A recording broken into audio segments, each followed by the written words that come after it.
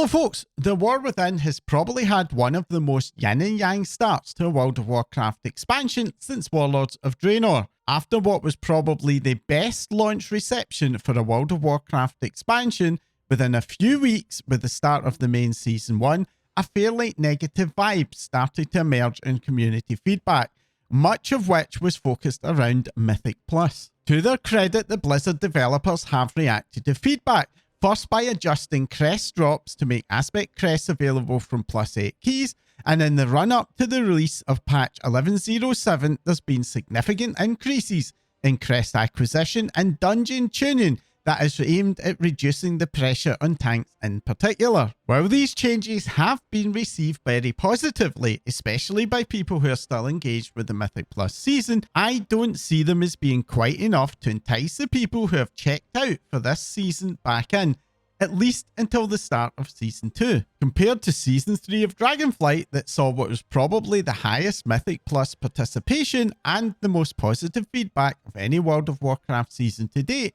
it's been quite the fall from grace, and I think it's worth trying to explore the reasons why Season 1 has missed and how we can improve things for Season 2 to avoid a repeat. One of the very common theories for the issues from the community has been the Mythic Plus level squish, which when introduced in Dragonflight Season 4 effectively increased the difficulty of a Mythic Plus 2 key to the equivalent of a +12 and a +10 key to the equivalent of a +20, albeit with adjustments to rewards to match.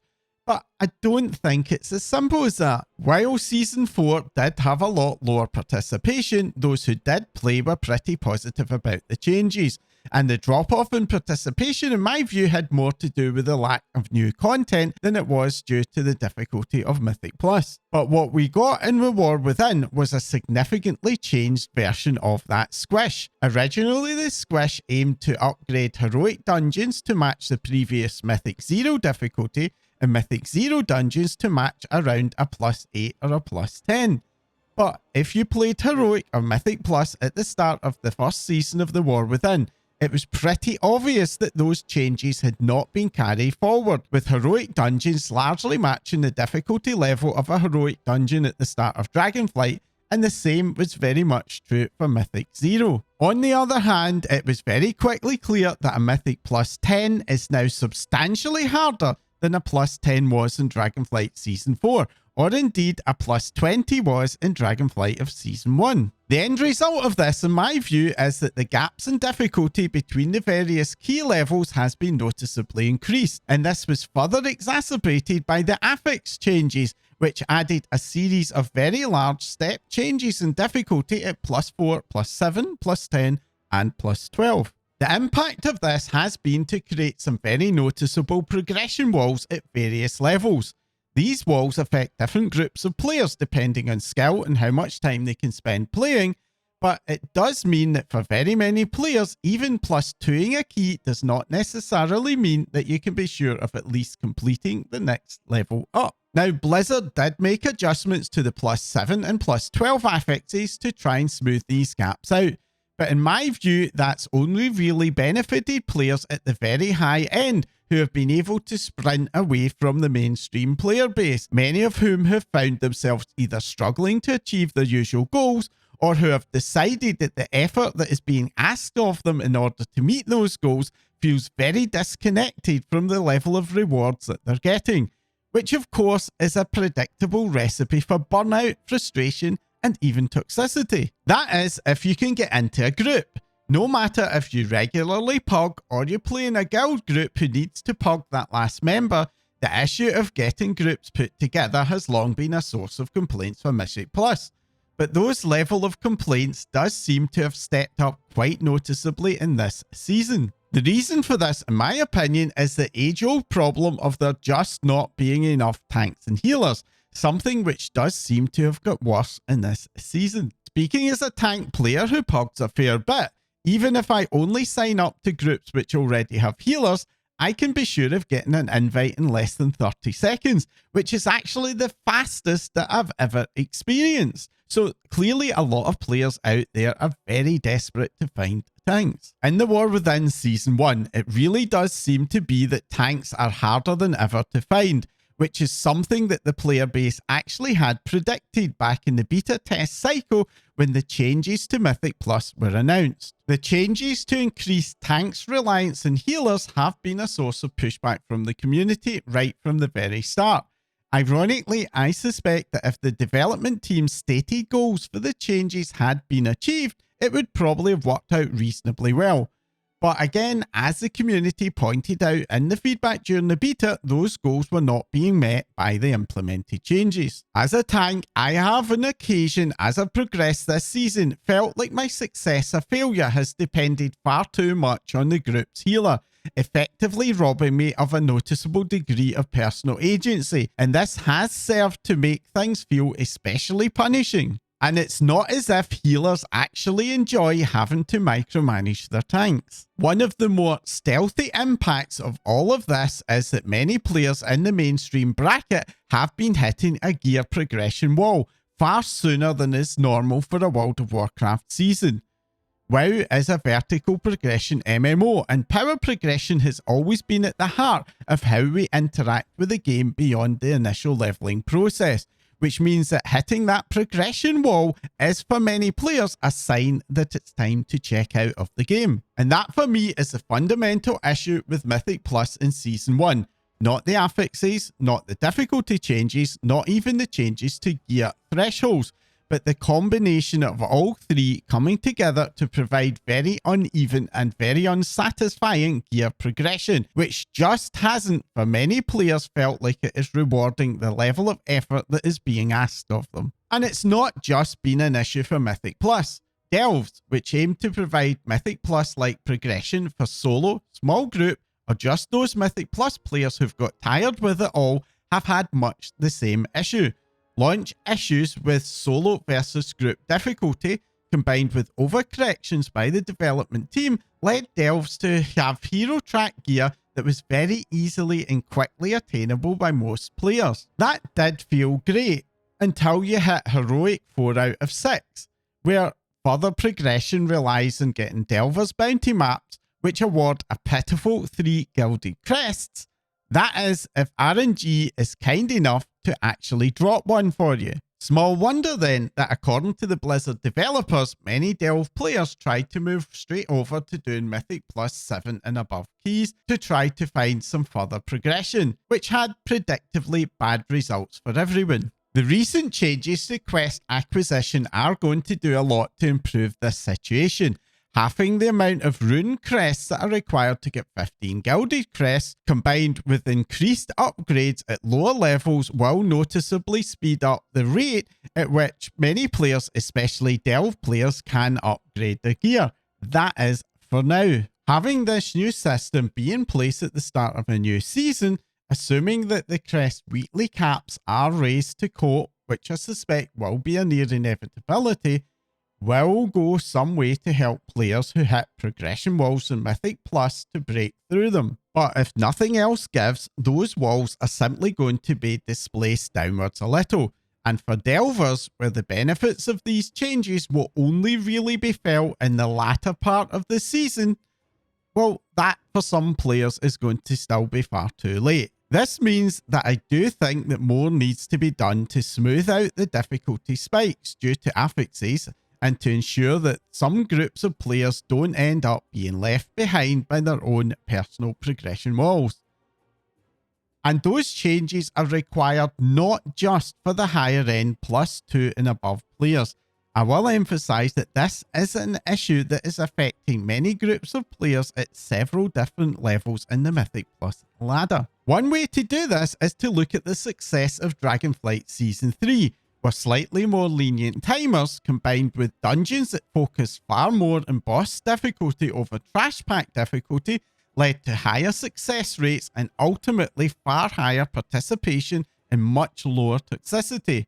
According to data from Radar.io, Dragonflight Season 3 saw approximately 50% more keys being run than is the case in the current Season 1. Now, there are some very good arguments for why these numbers aren't entirely comparable. The Season 4 changes to Mythic Plus, along with the introduction of Delves, are likely to have reduced participation in Mythic Plus no matter what. But This is Season 1 of a new expansion, and for it to be only 2/3 of the size of a third season of an expansion, that is a lot of Mythic Plus participation that has evaporated into thin air. Do we really think Delves will have shouldered all of that load? Dragonflight Season 3, according to Raider.io's data, more than doubled Mythic Plus participation over Dragonflight Season 2. And I would argue that clearly shows that a less punishing baseline for Mythic Plus is far more appealing for the player base as a whole. And it's not just seen in participation. My own personal experience of pugging in Dragonflight Season 3 was that the old issues of toxicity and getting into groups were also at all-time lows. So much so that for me, and I suspect many other players, Season 3 was the best that Mythic Plus has ever been. What this means, of course, is that if the World of Warcraft dev team needs some inspiration for how to revitalise Mythic Plus, it turns out they don't have to look very far. Getting more satisfying progression, be it through rewards pacing or a difficulty curve that's better aligned with what players actually want, still requires getting into a group. And that's going to require giving tanks some serious TLC. Now, I personally don't think that it's necessary to completely roll back the tank changes. Instead, I would like to see the trash packs in Mythic Plus being tamed a little to create time and space for tanks to fully recover their cooldowns and focus more on routing and managing pack sizes. The good news is that the recent tuning pass to dungeons does show that this is now finally on the developers' radar. But those very tactical and frankly far too late changes that we saw last week tell us very little about how tanking will play out in the next season. That said, I do think that those changes do signal that the dev team now have a bit of more of a handle on the issues with tanking and to a degree healing in the War Within. And hopefully this is a sign of things to come for the next season. Right now, there does seem to be a tension between the Mythic Plus community's desire for big pools and the Blizzard developers who really don't seem to like us playing that way. Whatever the truth of that is, for World of Warcraft to succeed in the long term, the developers need to deliver, within reason, what we players want. And for that reason, I do hope that they are backing off from their attempts to punish tanks into pooling the way they want. In other words, slowly, small and deliberately, in favour of those bigger pools that is very clear that everybody, including tanks, want from Mythic Plus. Combine those tank-friendly changes to dungeons with a major tuning pass to bring the other tanks up in line with Paladin, and I'm fairly sure that the ship can be righted. But I do want to emphasise the up. This is not the time to be nerfing the outlier tanks and leaving the rest of the other tanks as they currently are. This will not completely address all of the issues that healers have, but a smoother, less punishing, and yes, more enjoyable season will nevertheless help to make healing a lot more appealing, and that will buy time for Blizzard to address the deeper underlying issues with DPS defensive ability bloat and the overuse of harsh dispel mechanics, which are seriously impacting the healing scene currently. As for Delves, I do think that there does need to be a way to extend the progression curve further. Casual content has long had issues with hitting progression walls far too early in seasons. Data mining suggests that Blizzard will be adding a way to get aspect crests from level 11 Delves, and I do think that this has the potential to be a great solution, but only if the drop rates are a lot better than the current measly 2 rune crests that we get from an 8 and above delve. And on that subject, those rune crest drops really need to be increased, perhaps for level 9 to 10 delves. Combine that with increasing the heroic gear tiers from 6 to 8, closing the item level gap a little with mythic track gear, something that would also benefit mainstream Mythic Plus and Raid progression, and I think that you could decently extend the lives of delves in quite an interesting and enjoyable way. One big issue for players has been delve players who cap out their progress and then try to jump over into those higher Mythic Plus keys, which they are completely unprepared for, leading to a generally bad experience for both the players making that transition, but also the other pure Mythic Plus players who encounter those players in groups. But here's the thing. The difference between item level 619 and 639 feels massive, and I can totally see why many players hitting a wall at 619 might not be very satisfied with that and want to find other ways to keep it going. But if that wall was 632, I'm pretty sure that many of those players would have felt pretty good about that as an end state for their progress, especially when they're able to tear through their Sepulchre the First One's Mythic Mount runs, or rampaging through the elite areas in Ash Kahet during their mining farms. What this means is that those players would be far more likely to, in effect, stay in their lane, something that would probably make not only Delve players a lot happier, but would almost certainly benefit the other folks out there who feel frustrated when they encounter those players in their Mythic Plus keys where they're quite obviously a bit unprepared or completely out of their depth. Now, one potential issue that the faster crest acquisition is going to bring is that some groups of players, especially those who clear both the Mythic Raid and do higher level Mythic Plus early on in the season, are probably going to top out their gear even faster than they do normally. This does seem to be on the developer's radar, as data mining has hinted towards a kind of renown track for raiding, which could eventually unlock a dinar system, allowing players a way to farm perhaps their best trinkets later in the season. This is a great idea, but currently the data mining suggests that it could be for raiders only. Mythic Plus players are reliant on Vault RNG for their Mythtrack gear, and that pretty much excludes them from reliably farming Biz. And so I think that some way to also unlock access to the dinar system for all later in the season, for example in a patch 07, could still be beneficial. Basically, if you've run out of sockets to spend your tokens of merit on, then 12 tokens, or in other words 2 dead vaults, could be used to buy a 1 out of 1 Mythtrack gear piece to fill one of those slots that annoyingly never seems to drop. Now, I know that crafting in theory does fill that gap, but you cannot craft tier or bis trinkets. With the ability to craft sockets onto both necks and rings, you can only realistically get sockets from the vault 3 times now, and frankly, the other options we have for spending those tokens of merits are super uninteresting. I mean, 3k gold is a very poor reward for a dead vault. With the final patch typically lasting 8 weeks, that would be at most 4 gear items, and I really don't think that it would be the end of the world if casual players got 4 Mythtrack items, bearing in mind that you have 16 slots to fill, especially as they would have to wait until very late in the season in order to get them.